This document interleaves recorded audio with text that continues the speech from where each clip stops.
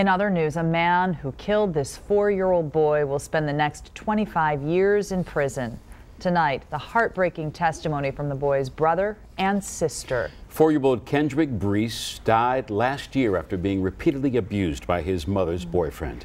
The boy's mother is already serving 6 years in prison for failing to protect her children. Well, today a judge handed down the sentence on David Scott, but not before hearing from other children he abused. 10 TV's Tanisha Millette has the disturbing testimony from Knox County Court. Before sentencing, the victim's family is usually given the opportunity to speak. But there was some tough testimony in the courtroom this morning as we not only heard from the victim's family, but from 2 of the children who were abused. With shackles around him, 38-year-old David Scott Jr. took his seat and showed no emotion as he waited for his sentence. 2 months ago, Scott pleaded guilty to causing the death of 4-year-old Kendrick Brees in this Mount Vernon home he shared with the boy's mother and his 3 siblings. While it was clear Scott would be punished for what he had done, one of Kendrick's sisters struggled with why he did it in the first place. David, why did you torture me? And why did you beat my sisters?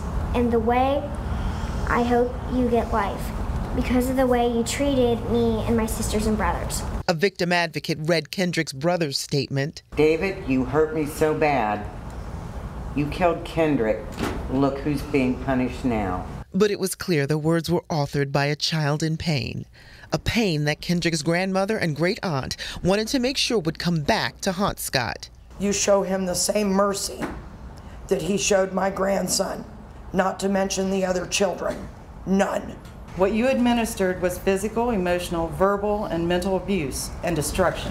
Plain and simple. The judge sentenced Scott to 25 years in prison, the maximum under the law, a punishment that drew applause from the family and signaled the start of Scott's incarceration. Kendrick's 3 siblings are now living with their great aunt, who tells me that she now has legal guardianship over them. In Mount Vernon, Tanisha Millette, 10 TV News. Prosecutors initially charged Scott with murder, but to avoid putting those young children through a trial, they offered him a plea deal that allows Scott to plead guilty to involuntary manslaughter and child endangering charges.